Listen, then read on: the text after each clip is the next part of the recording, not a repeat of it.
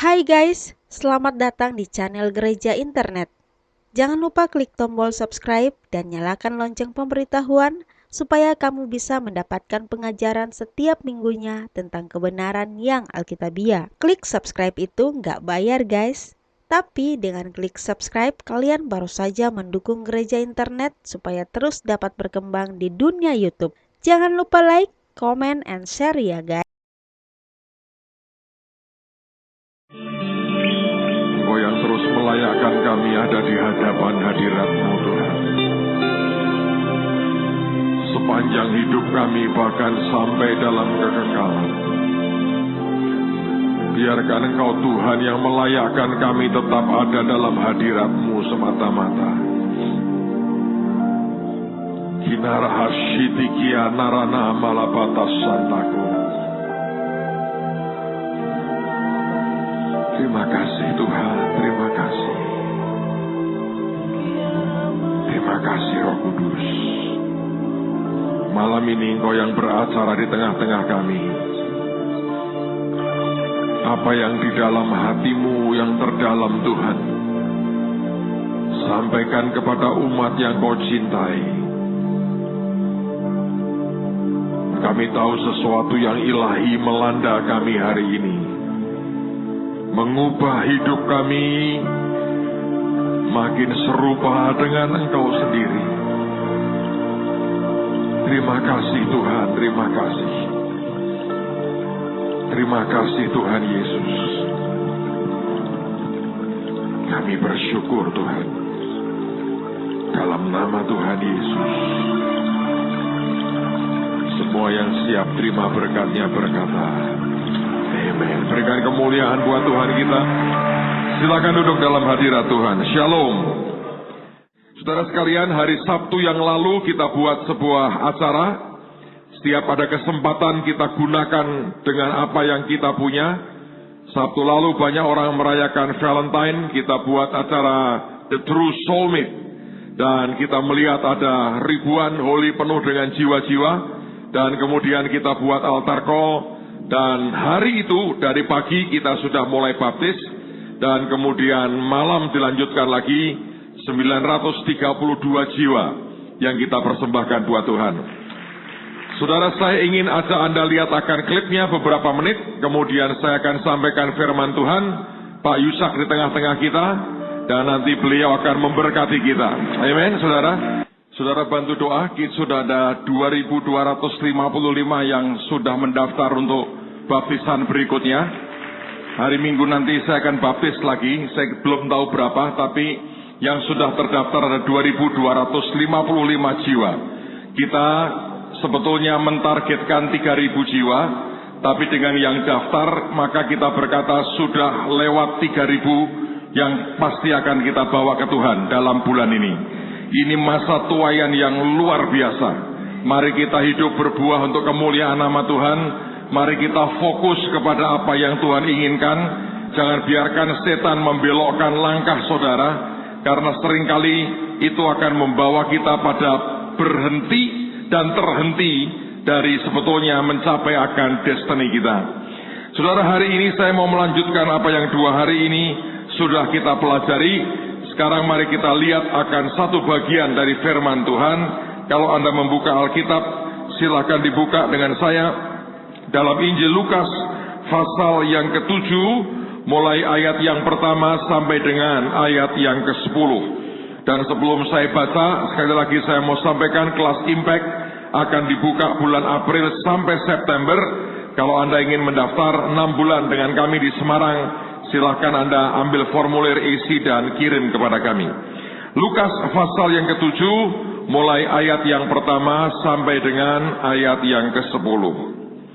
Setelah Yesus selesai berbicara di depan orang banyak, masuklah ia ke Kapernaum.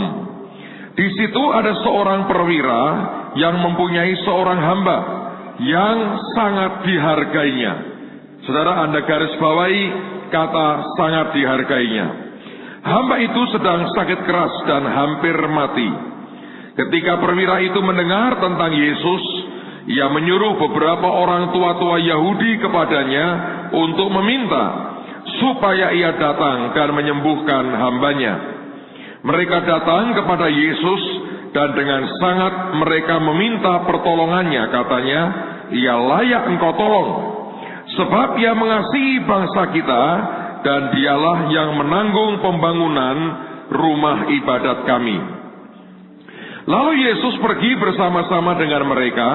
Ketika ia tidak jauh lagi dari rumah perwira itu menyuruh sahabat-sahabatnya untuk mengatakan kepadanya, Tuan, janganlah bersusah-susah, sebab aku tidak layak menerima Tuan di dalam rumahku.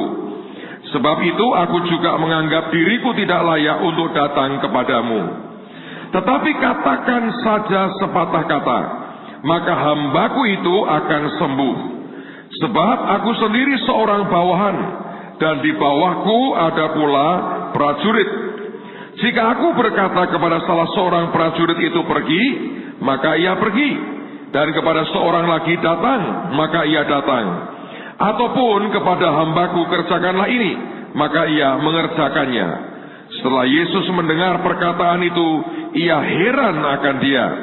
Dan sambil berpaling kepada orang banyak yang mengikuti dia, ia berkata, aku berkata kepadamu, iman sebesar ini tidak pernah aku jumpai, sekalipun di antara orang Israel. Dan setelah orang-orang yang disuruh itu kembali ke rumah, didapatinyalah hamba itu telah sehat kembali. Saudara sekalian, dalam beberapa hari ini saya percaya kita sedang belajar tentang yang namanya sebuah relationship, yang namanya sebuah hubungan antara kita dengan Tuhan kita. Kita sudah belajar bahwa sebenarnya Tuhan Yesus mengatakan, barang siapa mengasihi aku, ia akan menuruti melakukan segala perintahku. Nah, segala perintah Tuhan itu hanya bisa dikerjakan kalau pertama-tama kita mengasihi Tuhan kita. Dan kata mengasihi artinya ada sebuah hubungan yang sangat dekat, ada sebuah relationship antara kita dengan Tuhan kita. Karena itulah maka kita mengerti betapa pentingnya yang namanya setiap orang itu mengalami yang namanya hubungan yang sangat dekat, hubungan yang sangat intim dengan Tuhan kita. Karena itu akan mempengaruhi begitu banyak aspek dalam kehidupan kita. Nah, saudara sekalian, saya mau tunjukkan beberapa hal yang menurut saya ini kita harus mengerti. Karena peristiwa ini, seringkali kalau kita membaca perikop ini, maka kita hanya mengutip akan perkataan yang mengatakan, katakan sepatah kata saja, maka hambaku itu akan sembuh. Dan memang itu pernyataan yang luar biasa. Tapi malam ini saya mau ajak Anda melihat keseluruhan dari apa yang Tuhan mau kita mengerti pada hari ini. Nah, apa itu? Saya mau sampaikan paling tidak 3 hal dengan cepat kepada saudara, supaya Anda diberkati hari ini. Apa yang sebetulnya hebat dari cerita ini? Atau apa yang sebetulnya spesial dari hamba ini, sampai tuannya begitu membela dia dan mempertahankan akan hidupnya? Apa yang membuatnya hebat? Apa yang membuatnya spesial? Saudara sekalian, yang pertama menurut saya adalah soal faktor, sekali lagi, relationship-nya dengan tuannya. Kalau Anda mau membaca 10 ayat tadi, maka setiap kali ada kata hamba, itu diterjemahkan dari kata Yunani doulos. Dan kata doulos memang artinya hamba. Tiap kali Anda baca hamba ini, hambaku, hamba, semuanya dari kata Yunani doulos. Tetapi ketika sampai pada kalimat di mana Tuhan itu yang bicara, yang dia berkata, katakan sepatah kata saja, maka hambaku itu akan sembuh. Kata hamba yang dipakai oleh Tuhan itu, dia tidak menggunakan kata doulos. Tetapi yang aneh, Tuhan itu memilih satu kata yang sangat ajaib, digunakan dalam bahasa Yunani, kata pais. Semua cerita tentang hamba itu digunakan kata doulos. Dan kata doulos itu memang artinya hamba. Tapi ketika sebuah kisah atau satu kalimat dari Tuhan itu yang mengatakan, katakan sepatah kata saja, maka hambaku itu akan sembuh. Tidak dikatakan maka dulosku itu akan sembuh, tapi justru tuannya berkata maka paisku akan sembuh. Dan kalau Anda mau mengerti pais itu apa terjemahannya, sangat simple. Boy, anak laki-lakiku. Anda bisa ngerti bedanya nggak? Dia seperti berkata, katakan Tuhan sepatah kata saja, and my boy will be healed. Maka anak laki-lakiku ini akan sembuh. Dia memandang, dia mengundangnya, memanggilnya sebagai anak laki-laki dan bukan sebagai hamba. Saya mau mengatakan kepada saudara, inilah sebuah relationship yang luar biasa. Dan hubungan ini sebetulnya Anda harus perhatikan. Ini yang membuat Tuhan itu membela dia mati-matian. Karena di hadapannya ini bukan sekedar hamba seperti yang lain. Ini tiba-tiba status hubungannya seperti bapak dengan anaknya sendiri. Dan ini yang sebetulnya tidak dimengerti oleh orang banyak. Kenapa cerita ini ditulis di Alkitab? Saya tahu pertama-tama supaya kita belajar dari iman dari perwira ini. Tapi saya mengerti Tuhan mau berkata kamu belajar dari yang namanya relationship, hubungan antara seorang bapak dan seorang anak. Ini luar biasa. Saya mau ajak Anda melihat satu bagian firman untuk Anda melihat sebetulnya seperti apa yang Tuhan inginkan. Lihat Ulangan pasal 15 ayat 16 dan 17. Ulangan pasal 15 ayat 16 dan ayat yang ke-17. Ini cerita tentang bagaimana sebetulnya seorang budak Ibrani pada tahun Yobel itu harus dibebaskan, atau pada tahun ke-7 harus dimerdekakan. Tapi ada perkecualiannya. Alkitab berkata begini, tetapi apabila dia berkata kepadamu, aku tidak mau keluar meninggalkan engkau, karena ia mengasihi engkau dan keluargamu. Kalau ada budak yang sudah waktunya bebas, ternyata ada yang tidak mau bebas, karena dia mengasihi engkau dan keluargamu. Saudara, ini penting. Bukan hanya mengasihi engkau dan keluargamu.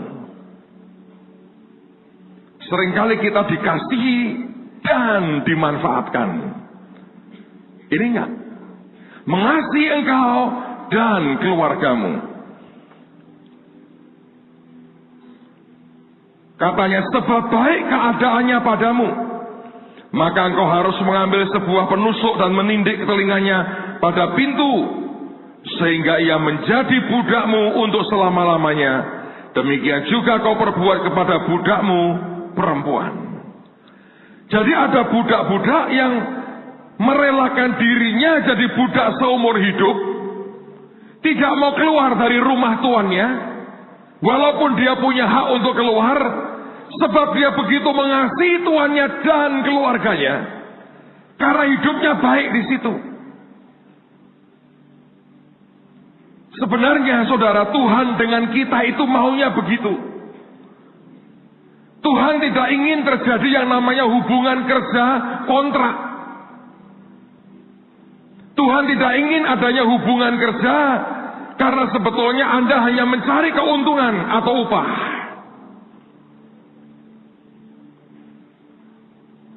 Dan kalau kita ini hidup oleh karena sebuah relationship, bukan karena upah, bukan karena kita memanfaatkan apapun, saudara akan mengerti itu hubungan punya kualitas yang luar biasa. Kita dengan Tuhan itu seharusnya seperti itu. Saya ingat kira-kira mungkin 10 tahun yang lalu lah, ada sebuah masa di mana goncangan begitu luar biasa. Saya masih ingat satu hari salah seorang associate pastor saya, pendeta yang membantu saya, mendukung saya, datang ke saya satu malam. Dia berkata begini, "Pak, apapun yang terjadi, saya tidak akan meninggalkan Bapak. Dan saya tidak akan tikam Bapak dari belakang. Saya akan dukung, kalau kita tenggelam, saya tenggelam sama-sama. Kalau kita hancur, saya akan hancur sama-sama. Saya tidak ada di sini karena sekedar memanfaatkan Bapak dan gereja ini untuk kepentingan saya." Saudara bisa bayangkan hati saya pada waktu itu. Dan malamnya ketika saya menghadap ke Tuhan, Tuhan berkata, "Itulah hati seperti itu yang aku inginkan ada pada anak-anakku." Tapi kenyataannya susah. Kita ini begitu berkatnya kurang aja, ngomelnya luar biasa. Maka seringkali Tuhan berkata ada begitu banyak pekerja, tapi sebetulnya pekerja upahan. Mereka melakukan apapun ini itu demi supaya mereka diberkati. Kalau yang lain-lain hilang, kalau tiba-tiba kepercayaan hilang, kehormatan hilang, tidak dihargai lagi, pergi saudara. Tuhan berkata, "Aku cari orang-orang yang melayani aku karena dia cinta kepadaku. Dan dia melepaskan haknya untuk jadi orang merdeka sebab karena cintanya kepadaku." Yang membuat hubungan antara perwira ini dengan bujangnya, dengan hambanya itu begitu istimewa. Sebab di antara mereka ada sebuah relationship yang luar biasa. Dan hari-hari ini saya melihat itu makin tipis di dunia. Orang tidak kenal yang namanya relationship dan kasih dan komitmen, tidak ada. Yang ada orang hanya mencari memanfaatkan keuntungan untuk dirinya sendiri. Dan satu hari ketika keuntungan itu dirasa tidak ada, dia dengan gampang tinggalkan Tuhan dan berkata, "Aku cari Tuhan yang lain." Saya berdoa hubungan kita dengan Tuhan bukan karena urusan berapa berkat yang akan kita terima. Bukan soal kita berkata, "Aku mau kerja, tapi apa hasilnya buat aku?" Bukan lagi begitu. Menurut saya orang yang seperti itu dengan Tuhan, dia orang yang tidak pernah tahu diri. Bayangin Tuhan yang selamatkan kita dari api neraka kekal. Kita masih hitung-hitungan dengan Tuhan. Dan tidak memberikan kesetiaan dan cinta kita kepadanya. Saya berdoa 2016 ini yang muncul adalah hati yang mencintai Tuhan dengan segenap hati kita. Amen, saudara. Saya mau beritahu, kalau Anda mempertanyakan soal upah, Anda tidak kenal Tuhan yang engkau layani. Kalau engkau mempertanyakan soal berkat, engkau tidak kenal dengan Dia yang engkau layani. Saya berdoa Tuhan melihat kita dan berkata, "Aku suka dengan orang ini." Dan kalau itu terjadi, saudara, ajaib sekali. Relationship ini menurut saya dahsyat, dahsyat. Saya mau ceritain, baru kejadian kemarin. Teman-teman yang di Green Room tahu. Engkong ini gudang mujizat, saudara. Hatinya masih untuk Tuhan. Di fisik, hukum alam tidak bisa dilawan. Kekuatan tidak seperti 50 tahun yang lalu. Pasti itu. Saya aja merasa sedikit beda kok. Umur 17 rasanya tidak tidur atau tidur 3 jam tidak masalah. Umur saya sekarang sudah 17 lebih sedikit. Sedikit beda lah. Sedikit beda. Kemarin dalam perjalanan dari Bandung, di tengah jalan hati beliau gelisah. Tiba-tiba nafasnya sesak. Kita semua melihat, saya, waduh, berat. Hati saya lihat itu berat sekali. Saya mau berterima kasih dengan teman-teman Windu, untuk teman-teman yang merawat engkong tiap hari. Itu Tidak ada orang yang bisa, tidak cukuplah kata-kata terima kasih. Tidak mudah, saudara. Saya melihat beliau bergumul nafasnya karena ada kayak slam di saluran pernapasannya. Ada teman-teman dari Mahanaim, dokter dari Mahanaim yang mendampingi. Saya tanya, dok ini, saya kan belum pernah sekolah kedokteran. Entah kalau besok-besok, saudara. Dengan segala logika saya bilang, ini paru-parunya ada cairannya, sedot aja.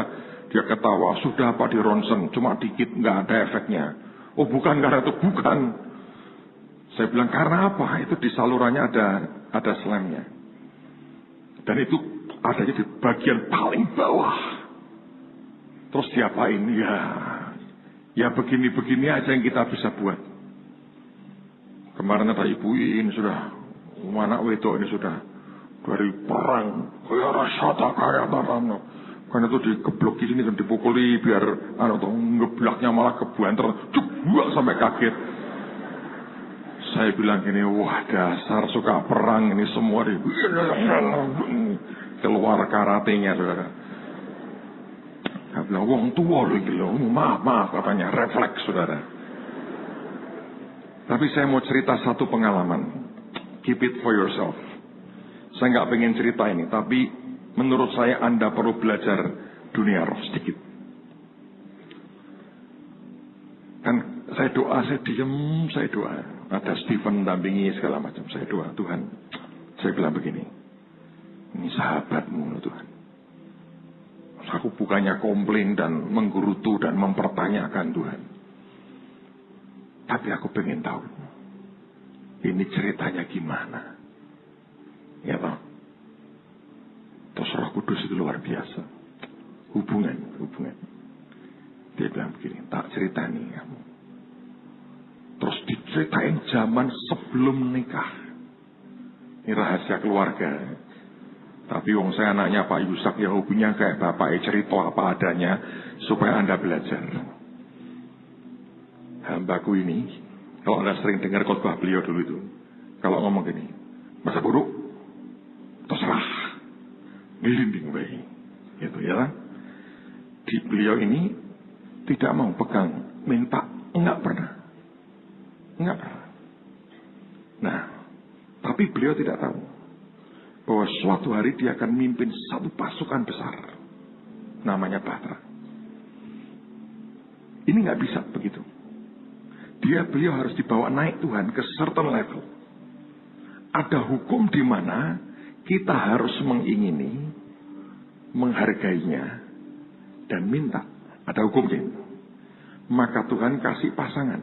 Nah, yang suaminya terserah, yang ini nggak terserah. Detail 1, 2, 3, 4, 5, 6, 7, 8, 9, 10. Ini karunianya minta luar biasa. Ini.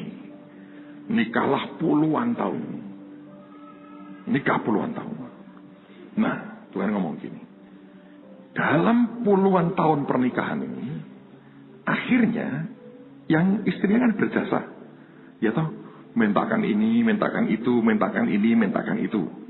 Dan Tuhan berkata, aku yang kerja. Minta ini, minta itu, minta ini, minta itu. Dia ngalami semua. Jadi istri hamba Tuhan itu percayalah, haleluya, saudara. Itu kalau enggak jadi jenius, ya jadi super jenius. Kita jadi aja pokoknya. Anda jadi orang tercemerlang atau makin cemerlang gitu aja pokoknya. Itu kalau jadi istri hamba Tuhan itu kerjaannya begitu. Hanya tinggal penampilannya agak stres dikit atau sukacita atau lain lagi, saudara. Karena kan pressure-nya luar biasa. Lalu kemudian Tuhan bilang, dengan sekian puluh tahun dampingi, mintakan ini, itu, di sebuah titik. Tuhan berkata, kamu perhatikan hidupnya. Si ibu ini diberi Tuhan satu gift, karunia. Dan karunia itu adalah, kamu pengen apa? Tak turuti. Itu terjadi karena dua hal. Buahnya sudah tetap. Dia minta apa saja diberi. Yang kedua itu gift. Seperti Salomo. kamu minta apa? Nah, banyak orang kan kepingin lah, kayak Salomo.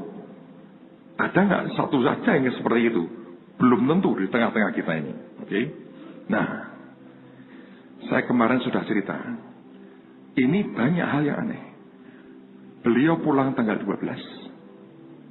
Besoknya, kakaknya yang orang Semarang juga pulang ke Semarang.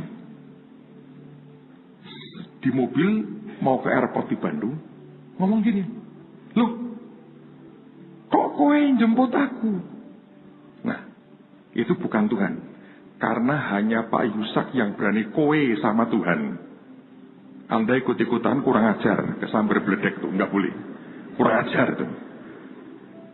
Beliau kan ngomong Jawa dengan Tuhan. Jadi kalau Anda ikut-ikutan Tuhan, loh kok kowe itu kurang ajar kalau buat Anda. Buat dia tidak. Karena itu relationship. Oke. Ini kakaknya bilang, loh kok kowe jemput aku? Kok cepet? Begitu ngomong gitu, muntah. Muntah. Terus sampai di airport, dibawa ke kafetaria atau kantin lah, saya kira-kira begitu. Sebetulnya sudah nggak ada. Tapi mungkin dokter setempat berkata, oh bawa rumah sakit. Belakangan dia ngomong, sudah nggak ada itu di situ. Nah, pada waktu tutup peti malamnya, itu 2 peti jenazah. Pak Yusak, Noel petinya istrinya, nakal, ngajak-ngajak. Nah, Anda ketawa ya, tapi memang betul begitu. Kan kalau Yesus setelah 40 hari baru dia naik, ya lah. Selama 40 hari setelah orang itu meninggal, kalau ikatan hati batinnya masih ada dengan sekitarnya, dia masih on off itu. Nah, itu teman-teman tuh cerita, itu Sugi aja yang belum nih sebagiannya nanti. Nah, itu ada begitunya, ada gitunya sudah. Nah, Pak, ini yang terjadi sebetulnya. Beliau karena kakaknya ngomong gini, loh, nanti kalau kamu pulang, yang nelponi aku siapa? Jadi itu hubungan kakak beradik itu bagus sekali. Rupanya beliau waktu pulang ngomong, Tuhan, kakakku kasihan, aku ajak ya. Nah, Tuhan rupanya oke. Itu permintaan loh. Ada karunia loh minta. Dan permintaannya nggak aneh-aneh. Kakaknya pulang tanpa masuk rumah sakit, tanpa menderita. Semua orang berkata, enak ya pulangnya. Siapa yang mau angkat tangan? Ada yang daftar, puji Tuhan. Tidak berarti yang tidak angkat tangan itu juga tidak ingin, ya toh? Nah, sampai mana tadi? Wah, Anda itu. Udah kan? Nah, peristiwa kemarin itu, Tuhan ngomong gini. Beliau mengajukan permintaan lagi. Karena dari dulu kepinginnya pulang bareng. Kan duluan. Tapi masih 40 hari. Jadi masih bisa. Kalau hari-hari ini dia omongi, ayo dong Tuhan, aku juga sayang. Karena kalau dulu engkau pergi diteleponi, yang emak kangen. Nah, repot toh? Itu diajukan. Saya bilang ini mateng. Dan beliau tuh kondisi kemarin, waduh. Saya bilang Tuhan Yesus, Tuhan Yesus. Terus saya tanya, nah sekarang harus bagaimana Tuhan? Roh Kudus ngomong begini. Tetap itu kan permintaan manusia. Bukan keputusan Tuhan. Caranya ini bagaimana? Ya yang minta ini supaya berubah permintaannya. Tidak ngotot minta. Wah saya mudeng. Ini yang bisa menaklukkan anak laki paling dicintai. Pak Daniel ini. Jadi kemarin Anda puji-pujian pujiin khotbah, saya keluar Pak Daniel lagi di Australia. Saya telepon di luar, saya bilang, Den, tugas penting Den. Ada apa kok? Biar rada tegang tak ceritani. Waduh. Nah sekarang Bi, saya bilang tolong kamu menghadap Tuhan, terus ngomong Mama. Jangan tunggu waktu Tuhan yang sempurna. Jangan hari inilah. Masuk hari ini. Pokoknya tunggu waktu Tuhan sempurna. Ya wis. Udah kan saudara? Kita nutup di sini, Pak Daniel ngadep Tuhan. Itu dalam hitungan sekejap. Duk. Tiba-tiba, dus mata terbuka. Pulang. Waras. Bisa membaca. Ini sedap malam atau di Kelapa Gading. Ini nangis tuh.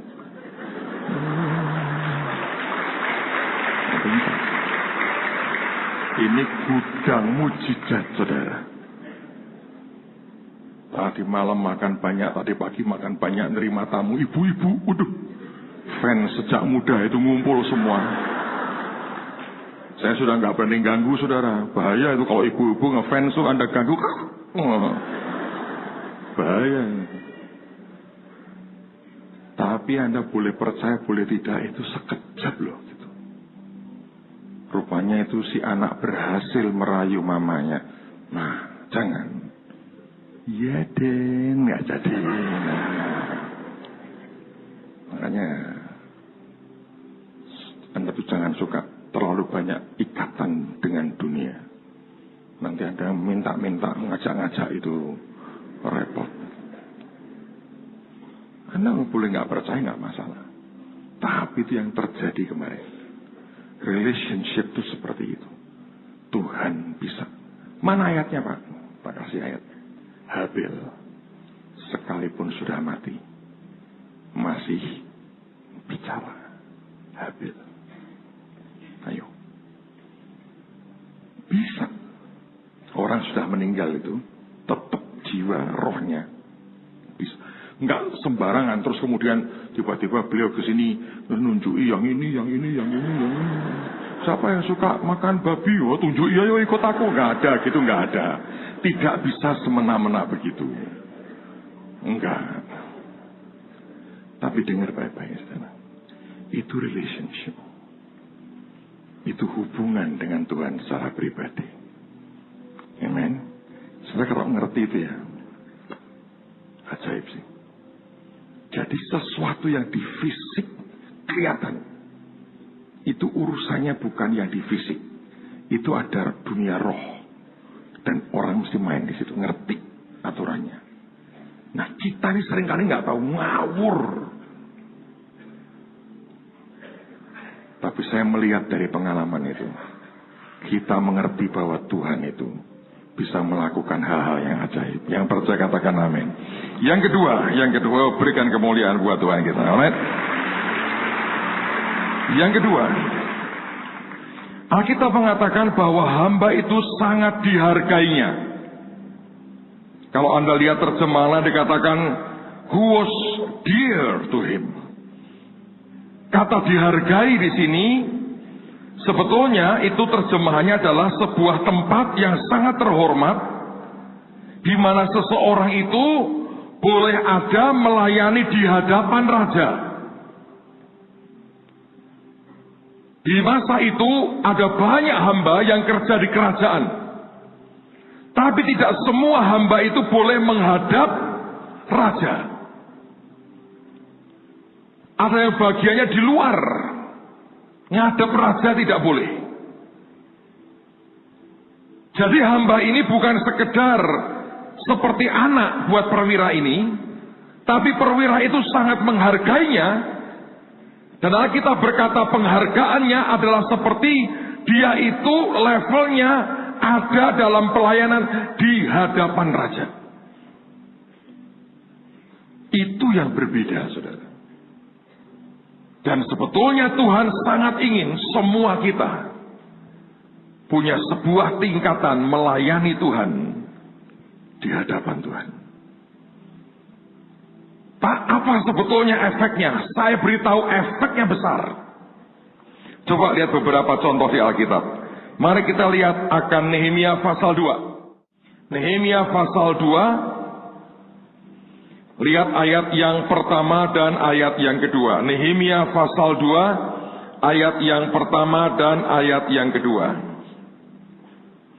Alkitab berkata begini, pada bulan Nisan tahun ke-20 pemerintahan Raja Artasasta, ketika menjadi tugasku untuk menyediakan anggur, aku mengangkat anggur dan menyampaikannya kepada raja. Karena aku kelihatan sedih, yang memang belum pernah terjadi di hadapan raja. Bertanyalah ia kepadaku, mengapa mukamu muram? Walaupun engkau tidak sakit, engkau tentu sedih hati. Lalu aku menjadi sangat takut. Saudara, kenapa sih kok sampai mukanya muram aja dia takut? Sebetulnya Alkitab berkata, ketika kelihatan sedih, bahasa Inggrisnya digunakan kata hangdog. Hangdog itu artinya hina. Jadi sepertinya dia itu mengabdi ke raja dengan muka seperti orang terhina. Dan itu berbahaya. Karena raja curiga kalau kamu melayani aku dengan wajah seperti itu, jangan-jangan kamu ingin mencelakai aku. Saudara, orang yang ada di sekitar Tuhan atau raja zaman itu harus orang yang punya sebuah loyalitas yang sangat tinggi. Karena yang bisa membunuh, mencelakai raja zaman itu ya orang terdekat. Nehemia ini memberikan minuman ke raja. Biasanya sebelum disuguhkan ke raja, dia minum dulu di hadapan raja. Kalau ada sianida, dia mati duluan, saudara. Nah, hari itu raja melihat wajahnya itu seperti wajah orang yang sedang terhina sekali. Dan raja mengerti dan dia berkata, mengapa mukamu seperti itu? Dan Alkitab berkata dia ketakutan luar biasa. Sebab kalau ada, dan Nehemia ini kan orang buangan. Dia bukan dari kerajaan setempat, dia orang Yahudi. Ketika raja bertanya, itu artinya ada kecurigaan yang luar biasa. Kenapa dengan kamu? Dan kalau sampai kecurigaannya sangat mengerikan, dia bisa mati tuh, langsung mati tuh. Sebab raja hanya menuntut yang namanya loyalitas total buat orang-orang sekitarnya. Nah, saudara sekalian, tapi sebaliknya, jika wajah itu muram ataupun terhina seperti Nehemia, Nehemia bukan terhina karena dia harus main raja asing. Kalau Anda baca sebelumnya, dia mendapatkan kabar tembok Yerusalem runtuh, bait Allah runtuh, membuat dia sebagai bangsa terhina sekali. Itulah sebabnya wajahnya itu wajah orang yang terhina ketika dia mengabdi kepada raja. Dan raja bertanya, ada apa? Kalau Anda dan saya punya sebuah loyalitas yang ajaib dengan Tuhan, bahasa sekarang itu ya, kalau kita punya hati penghambaan yang ajaib di hadapan Tuhan, saudara akan dilayakkan Tuhan untuk ada di hadapan raja. Itu salah satu dari persyaratannya. Dan apa efeknya, Pak? Apapun yang sebetulnya ada di hati, Anda punya akses sangat cepat untuk menyampaikannya kepada raja di atas segala raja. Kalau engkau orang yang sampai ada di hadapan Tuhan, satu hari engkau datang dengan muka muram, raja mau akan berkata, nah, kenapa? Dan begitu engkau ngomong, selesai. Dia berkata, aku beresi, selesai. Pak, apakah yang lain tidak bisa seperti itu? Kalau saudara belajar protokoler kerajaan Tuhan, ada begitunya memang. Saya berdoa itu jadi bagian dalam kehidupan kita. Saya beri contoh beberapa ayat lagi. Lihat Lukas pasal yang pertama. Lukas pasal yang pertama, lihat pada ayat yang ke-19.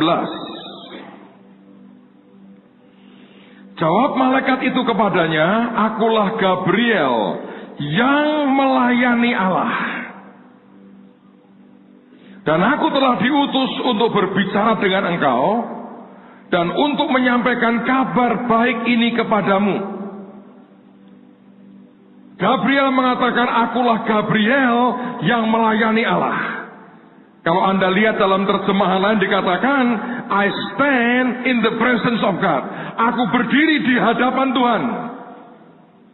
Tidak semua malaikat bisa punya posisi di hadapan Tuhan.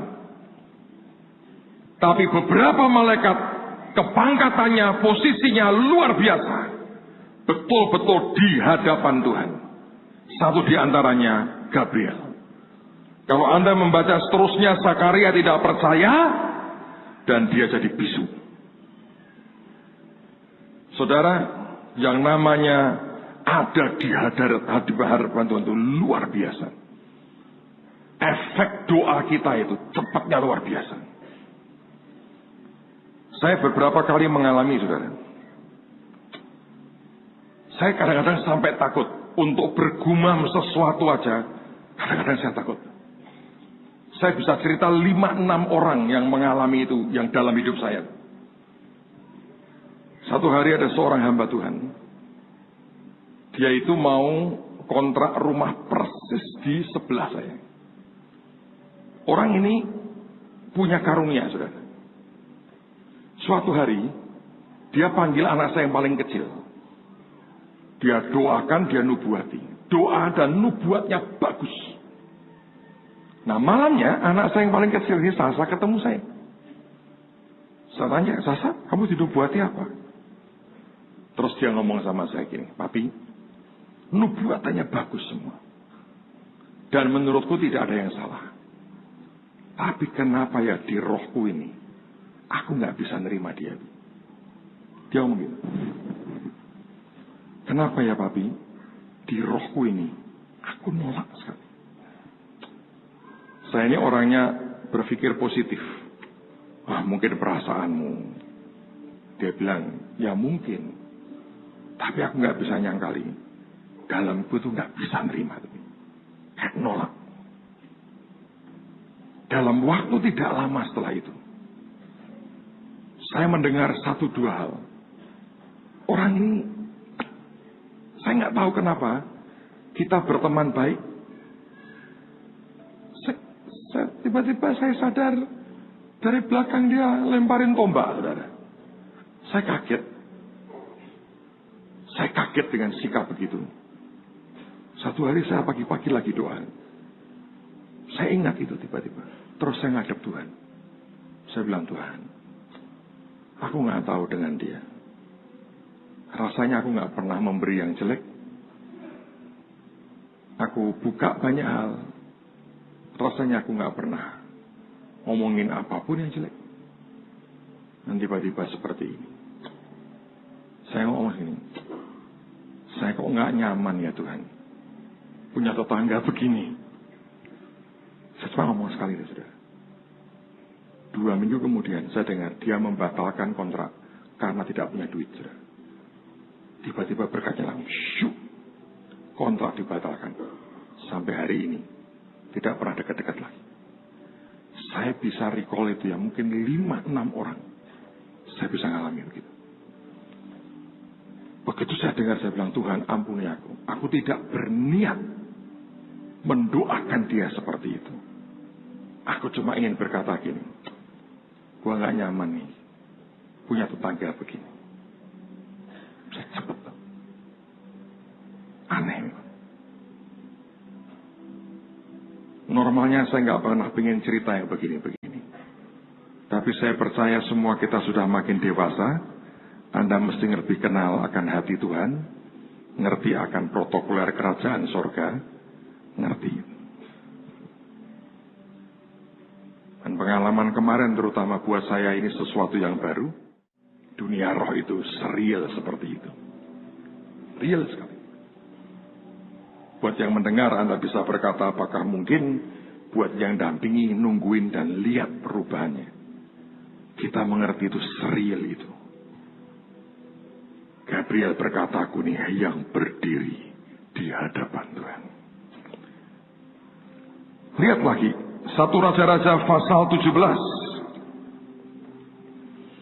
1 Raja-Raja pasal 17. Lihat pada ayat yang pertama.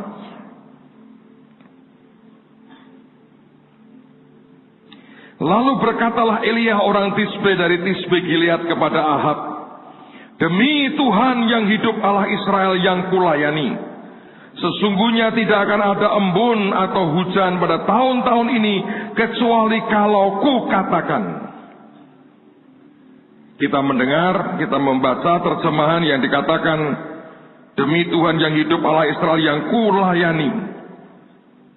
Dalam terjemahan yang dikatakan, before whom I stand, yang di hadapannya aku berdiri. Saudara, ini bicara soal sebuah mandat, sebuah otoritas yang luar biasa. Itu harus dimulai dengan sebuah fellowship, dengan sebuah relationship antara kita dengan Tuhan. Dan ketaatan demi ketaatan yang kita kerjakan membuat tiba-tiba kita dibawa begitu naik. Sampai sebuah titik Anda jadi orang yang berkata, aku ini melayani di hadapan Tuhan. Dan bukan sebagai basa-basi. Tapi itu dalam kenyataan. Anda akan melihat semuanya, efeknya luar biasa. Saudara, kemarin saya berkata bahwa kita pengen memberi 3.000 jiwa. Saya ngomong itu pertama di depan Tuhan itu di Azusa Street, terus-terang. Tahun ini tahun ke-110 Azusa Street. Dan Smith Wigglesworth pernah bernubuat, tahun ke-110 Azusa Street, Roh Kudus akan mencurahkan kegerakan rohnya lebih hebat lagi.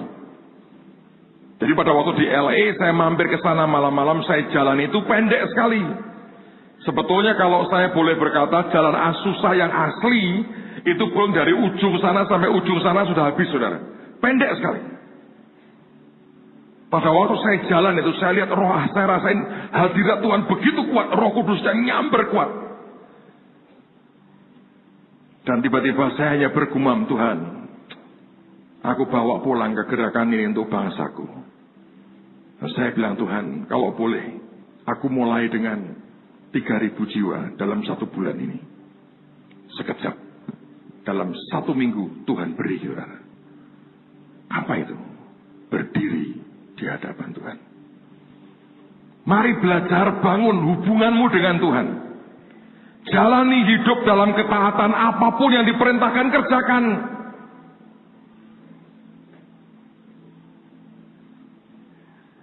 Nanti Elia itu punya murid namanya Elisa. Itu dia, ini begini saudara. Ini kelompok kenabian. Sebetulnya nabi-nabi itu banyak yang jahat. Ya serius. Jahatnya begini, di antara mereka ada persaingan. Para nabi itu ketika ketemu Elisa berkata, hei, kamu tidak tahu belum, tuanmu hari ini akan diambil daripadamu. Tuanmu. Tapi ketika Elia terangkat, Elisa nggak berkata, tuanku, tuanku, enggak. Dia teriaknya apa? Bapakku, bapakku. Yang lain tidak pernah ngerti ini ada hubungan yang beda. Tapi di tiap kota nabi-nabi itu menurut saya jealousnya luar biasa. Dan terjadi sebuah persaingan yang tidak perlu sebetulnya. Tapi saya mau berkata, mari lepaskan semua yang seperti itu, kejar Tuhan. Dan milikilah sebuah hubungan. Kalau Anda makin intim dengan Dia, Anda kerjakan dalam ketaatan, itu level Anda akan dibawa naik. Dan makin lama sebuah titik Anda berkata, aku layani Dia di hadapannya. Itu akan jadi sesuatu yang dahsyat. Saya masih ingat satu hari Tuhan memberi mimpi kepada saya. Dalam mimpi itu sudah lebih dari 10 tahun, mungkin 15 tahun yang lalu, saudara. Lama sekali. Dalam mimpi itu saya melihat saya ini seperti orang yang kerjaannya cuma motongi rumput. Ngerti? Motongin rumput. Dan rumput yang saya potong ini kemudian saya ikat. Saya bawa ke belakang istana, saya kerja di istana. Dan kemudian ada kuda-kuda istana banyak sekali. Saya beri makan kuda-kuda itu dengan rumput yang saya potong. Dan satu hari saya lagi motongin rumput. Di ujung jauh dari halaman istana. Tiba-tiba dari arah istana ada pembicaraan. Yang telinga saya bisa dengar. Ada seseorang ngomongin saya kepada raja. Dan orang ini berkata, Raja, hambamu itu, saya tahu saya yang ditunjuk. Apapun yang diperintahkan, dikerjakan, tidak bersungut-sungut, tidak menggerutu. Dan tiba-tiba raja itu bisa muncul di hadapan saya. Dan raja itu berkata, mulai sekarang kamu tidak usah balik. Kamu tinggal dengan aku. Saya spontan, bukan karena apa-apa. Saya berkata, Raja, bagaimana dengan orang-orang di luar, yang tiap sore ketika aku pulang dari tempat ini, dan aku terima makanan, terima apapun, aku bagi-bagi ke mereka. Kalau aku tidak balik lagi, siapa yang beri mereka makan? Dan saya lihat dia suka sekali dengan jawaban itu. Dan dia beri saya 2 cincin. Dia berkata, yang satu ini otoritas. Yang kedua dia berkata, ini akses buat engkau masuk ke kerajaanku kapanpun engkau mau. Saya tidak pernah mengerti bahwa itu sebuah perjalanan dengan Tuhan. Tapi hari ini kalau saya nolak ke belakang, itu caranya seperti itu. Nggak usah ngomel. Kerjakan dengan segenap hati. Tidak usah bersungut-sungut. Lakukan dengan setia. Cintai Tuhan segenap hati. Apapun diperintahkan, kerjakan. Itu levelmu akan dibawa naik. Dibawa naik. Dibawa naik. Dibawa naik. Dan sebuah titik, tiba-tiba engkau ada di hadapannya. Semuanya beda. Percayalah saudara. Semuanya beda. Siapa yang rindu Anda satu hari melayani Tuhan di hadiratnya? Yang terakhir. Apa yang hebat sebetulnya dari hamba ini? Kalau Anda baca dalam cerita tadi, sebetulnya Tuhan itu membocorkan, ya, apa yang sebetulnya terjadi. Dia mengatakan begini. Dia berkata, aku punya prajurit. Dan dia berkata, aku suruh pergi, dia pergi. Aku suruh datang, ia datang. Ataupun kepada hambaku, kerjakanlah ini, maka ia mengerjakannya. Ini yang sebetulnya saya berkata tadi. Ini orang melakukan apa yang diperintahkan kepadanya. Saudara sekalian, kita tidak pernah dipanggil untuk jadi lebih baik dari orang lain. Tapi kita dipanggil mengerjakan apa yang seharusnya menjadi tugas kita. Kalau kita bisa menghamba di dalam ketaatan seperti ini, dahsyat. Saya pernah cerita di Temanggung beberapa waktu yang lalu, sebulan yang lalu. Di awal ketika saya lahir baru, saudara. Selesai terima Yesus, kami ada kebaktian follow up daripada mereka yang lahir baru. Dan kami diajar tentang Roh Kudus dan baptisan Roh Kudus. Kami diberitahu kalau engkau penuh dengan Roh Kudus, ini akan terjadi bla bla bla diceritakan. Dan kita semua semangat. Saya ini punya seorang sahabat dari sejak SMP bersama-sama dengan saya. Pada waktu lahir baru altar call, berdua kami maju ke depan, terima Tuhan Yesus. Jadi saya pergi kebaktian follow up itu dengan teman saya, sahabat saya ini. Lalu mulailah kami didoakan untuk kepenuhan Roh Kudus dengan tanda bahwa kami akan terima bahasa baru, yaitu bahasa roh. Hari itu didoakan begitu banyak anak-anak muda yang berbahasa roh. Termasuk sahabat saya ini, tiba-tiba didatangi orang, ditumpangi tangan kayak kesetrum. Bahasa roh kenceng. Saya ditumpangi tangan, nggak keluar apa-apa. Ini kenceng sekali. Saya mencoba, gimana caranya? Nggak bisa, makin saya pikir nggak keluar. Hari itu berakhir. Dan saya pulang dengan kecewa sekali. Teman saya pulang dengan bahagia sekali. Dia berkata, Tuhan akan pakai aku penuh dengan Roh Kudus. Saya terdiam kecewa. Beberapa hari kemudian adakan kebaktian lagi. Dan lagi-lagi semua begitu banyak orang penuh Roh Kudus. Sahabat saya ini bahasa rohnya luar biasa.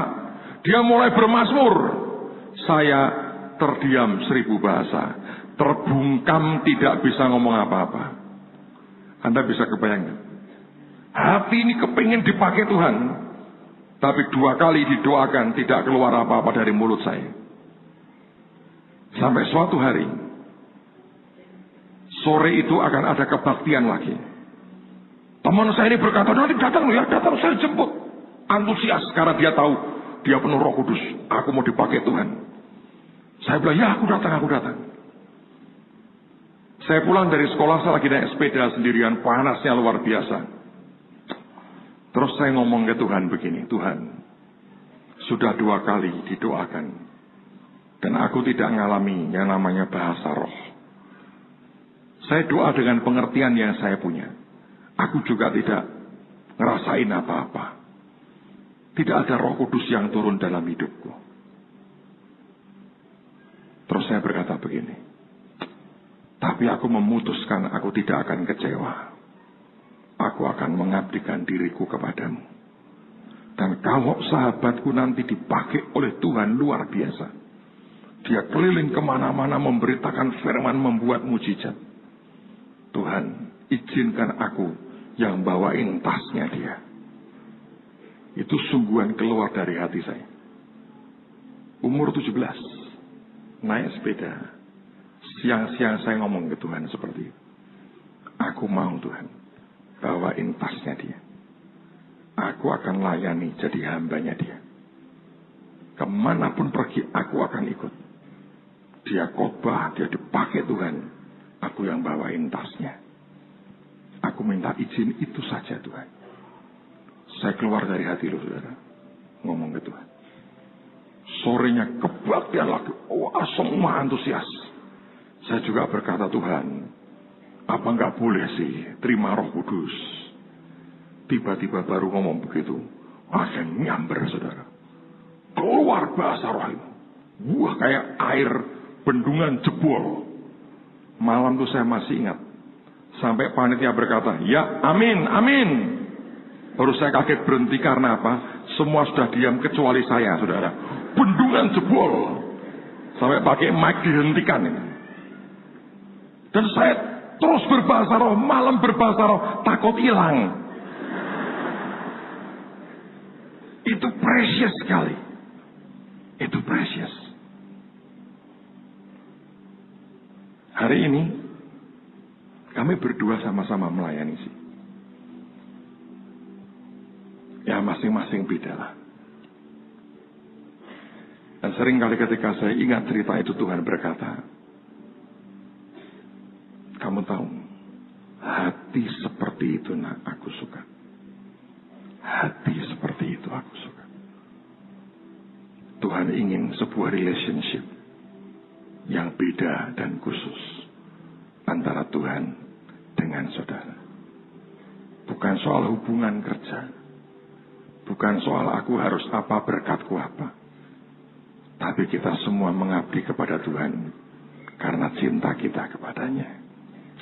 Yang percaya katakan amin. Mari tutup Alkitab saudara. Saudara, ada orang yang berkata begini, enak ya Tuhan bisa ngelaporin orang-orang itu dijewer sama Tuhan. Salah.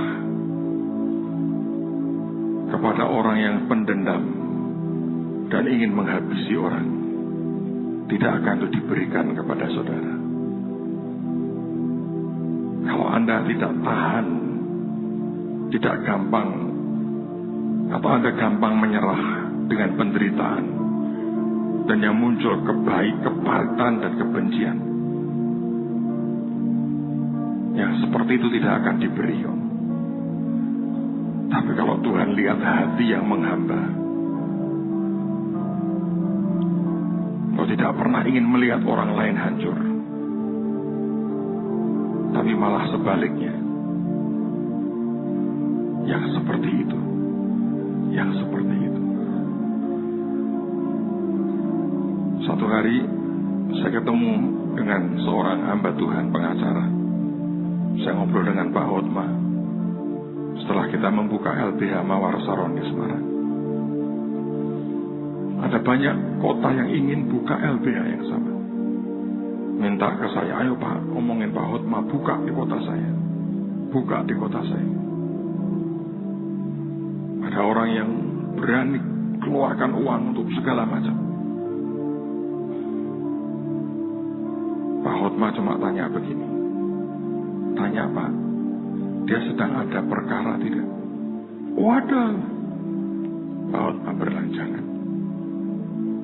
Saya cari orang kayak Bapak aja, yang tidak usah cari perkara dan tidak suka main hukum seperti itu.